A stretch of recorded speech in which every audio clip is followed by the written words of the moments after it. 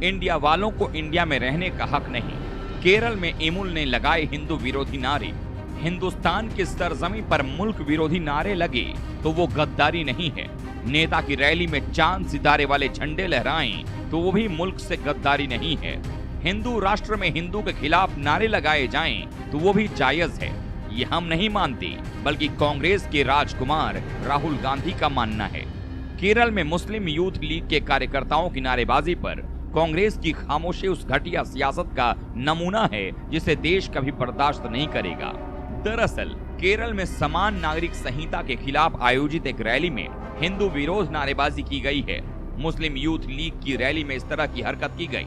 हालांकि हिंदुओं के खिलाफ जिन शब्दों का प्रयोग मुस्लिम लीग के प्रदर्शन के दौरान किया गया है उसे हम आपको नहीं बताना चाहते थे, लेकिन सवाल हिंदू राष्ट्र के गद्दारों को बेपर्दा करने का है। लिहाजा हम आपको बताते चलें कि मुस्लिम लीग के कार्यकर्ताओं ने हिंदुओं को उनके मंदिरों के सामने ही फांसी पर लटका दिया जाएगा और फिर जिंदा जला दिया जाएगा की बातें कही। ऐसे में हिंदुओं ने आपत्ति जताई भी तो क्या गलत किया? सरकार से सवाल पूछा तो सवाल भी तो जायज थे। सच तो यही है ना कि केरल में मुख्यमंत्री पिनराई विजयन की सरकार का ऐसे तत्वों को समर्थन नहीं रहता तो इस तरह के नारे नहीं लगते। प्रदर्शन हो गए, हिंदू विरोधी नारे भी लग गए, लेकिन सियासत और सरकार के समझ में बात तब आई जब मामले ने तूल पकड़ा। फिर क्या था, अपने मातहतों के खिलाफ न चाहते हुए भी केरल की सरकार को कार्रवाई के नाम पर कुछ कोरे कागज भरने पड़े। 307 लोगों के खिलाफ मुकदमा दर्ज किया गया, लेकिन गिरफ्तारी किसी की नहीं हुई। है ना मजे की बात? मुस्लिम लीग के नेताओं ने डैमेज कंट्रोल के नाम पर एक शख्स को पार्टी से बाहर निकाल देने की बात कही, लेकिन शर्म की बात तो ये है कि करोड़ों हिंदुओं की भावनाओं को आहत करने वाले लोगों को कांग्रेस सेक्युलर कहती है। हम ये नहीं कहते कि तमाम मुसलमान ऐसे गैर मजहबी तकरीर देते हैं, लेकिन यूनियन मुस्लिम लीग के समर्थकों की ये तकरीर तो न सिर्फ गैर मुनासिब है, बल्कि नाकाबिले बर्दाश्त गुनाह है।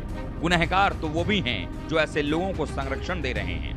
फिर सोचिए, क्या हिंदू खामोशी से उनकी धमकी को सुनता रहे या फिर उनका हिसाब जरूरी हो गया है?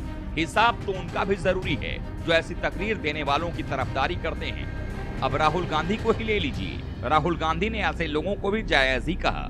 खैर, राहुल गांधी के बयानों को ज्यादा तवज्जो देने की जरूरत नहीं है। इनकी समझ का तो देश ही नहीं बल्कि दुनिया दीवानी है।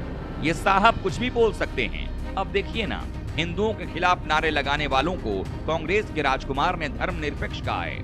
इनकी समझ कैसी है खुद ही सोचिए।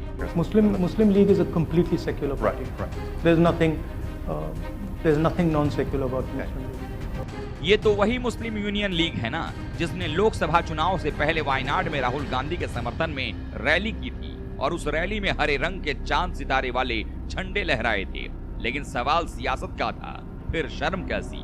सच कहें तो इन्हें शर्म आती ही नहीं है, क्योंकि चांद सितारे वाले झंडे लेकर हिंदुओं के खिलाफ जहर उगलने वाले विपक्ष के इंडिया गठबंधन का हिस्सा है।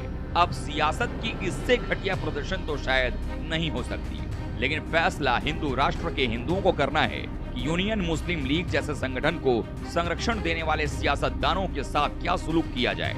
आप अपनी राय कमेंट बॉक्स में जरूर दें, क्योंकि सवाल हिंदुओं की अस्मिता का है।